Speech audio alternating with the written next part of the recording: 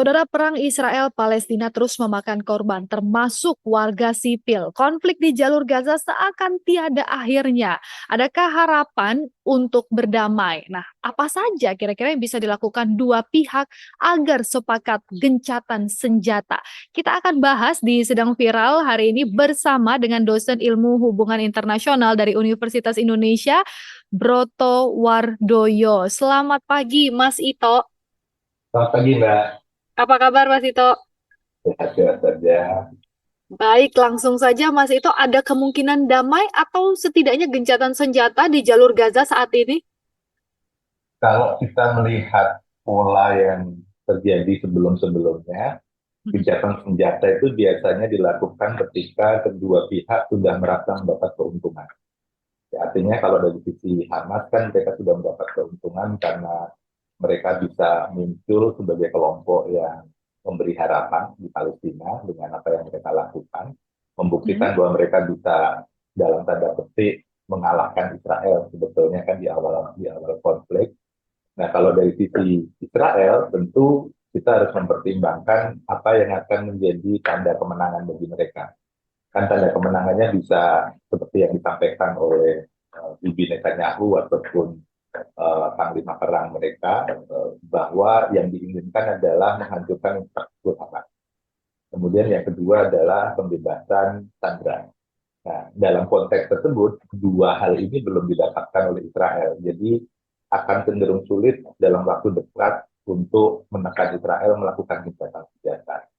Tapi nanti Mm. ada juga hal ketiga yang bisa memunculkan gencatan senjata ketika jumlah korban di Gaza itu sudah sedemikian luar biasa yang membuat masyarakat internasional kemudian akan menekan Israel untuk menghentikan operasi militernya.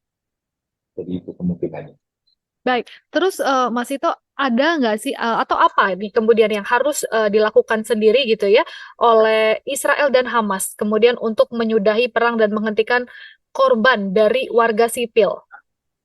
Kalau dari sisi kedua pihak yang sekarang sedang bertikai agak sulit. Mm-mm. Artinya Hmm, mereka itu harus dipaksa oleh pihak dari luar. Nah, pertanyaannya kan siapa yang akan memaksa? Karena kan Amerika Serikat posisinya sudah jelas, mereka mendukung kalau Israel mau melakukan iya. operasi militer. Jadi harapan kita sebetulnya ke negara-negara yang lain. Negara-negara yang lain itu ada China, kemudian ada Arab Saudi, ya, dan ada Mesir. Jadi setidaknya tiga negara ini bisa menjadi negara-negara kunci. Tapi Mm. China sampai saat ini masih menahan diri. Arab Saudi yang sudah mulai aktif bergerak ya dengan lobby beberapa pihak termasuk bicara dengan Iran. Mesir sampai saat ini masih belum bersedia untuk membuka Rafah, pintu perbatasan. Itu juga Hmm. nanti menjadi kunci sebetulnya tiga negara ini. Baik, tapi nanti kemungkinannya nih kira-kira Mas Ito, kita agak berandai-andai sedikit seandainya tiga negara ini mulai begitu ya untuk angkat bicara atau untuk ikut begitu. Nanti apa yang kira-kira kemungkinan yang akan terjadi, Mas Ito? Uh, Israel dengan China sebetulnya kan punya hubungan yang juga baik ya, secara ekonomi Mm-mm. hubungan mereka Mm-mm. baik. Artinya sebetulnya China punya tekanan, jadi mereka punya punya instrumen untuk menekan Israel.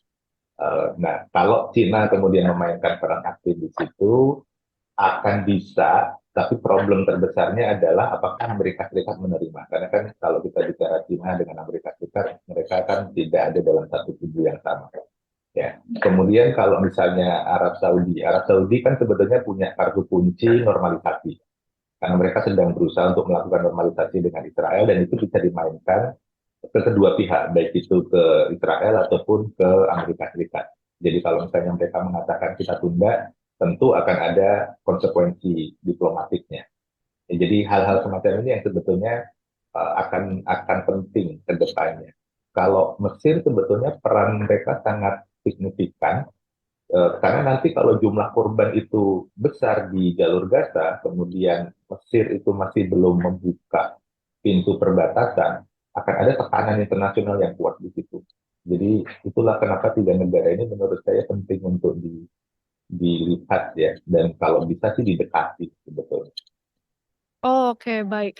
Selain dari tiga negara ini sendiri tadi ya, Mas Ito, kita berbicara mengenai keterlibatan dari pihak luar Israel dan Palestina ini. Adakah negara lain yang bisa untuk membantu menghentikan perang ini sendiri? Sebenarnya Amerika Serikat akan bisa melakukan hal tersebut, tapi Mm-mm. kan Biden posisinya sudah clear ya, sudah jelas bahwa mereka tidak akan menghalangi Israel. Jadi Hmm. artinya dari situ Biden atau Amerika Serikat itu besar kemungkinannya akan mau terlibat ketika mereka merasa bahwa korbannya sudah terlalu banyak. Jadi kan tidak enaknya di situ. Kita menunggu dulu perkembangannya gimana. Kan itu kalau terlalu lama nanti korbannya jadi banyak, ya hal-hal semacam ini. Tapi ini realitas politik yang harus diterima oleh semua pihak sebetulnya. Oke, oke. Lalu kalau kita ngomongin soal Indonesia, Mas Ito, apakah kembali terpilihnya Indonesia ini jadi anggota Dewan Hak Asasi Manusia PBB sendiri itu bisa menambah pengaruh untuk menghentikan penjajahan? Sebetulnya kalau kita bicara dalam konteks performa diplomasi Indonesia, kita Mhm. punya modal yang cukup baik ya, karena penerimaan suara yang didapatkan di Dewan HAM itu menunjukkan bahwa Indonesia sebetulnya dihargai betul oleh masyarakat internasional, oleh negara-negara lain. Tapi problemnya kan sebetulnya nanti Dewan HAM sendiri tidak terlalu efektif ketika mereka bicara soal Israel. Ya, bicara hal yang lain mungkin efektif, tapi ketika bicara soal apa yang dilakukan Israel itu agak track recordnya kurang begitu baik. Tidak terlalu diperhatikan sebetulnya oleh Israel itu sendiri.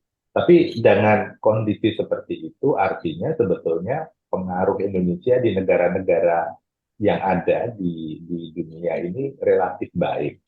Problem kita adalah apakah kita bersedia untuk membuka saluran komunikasi.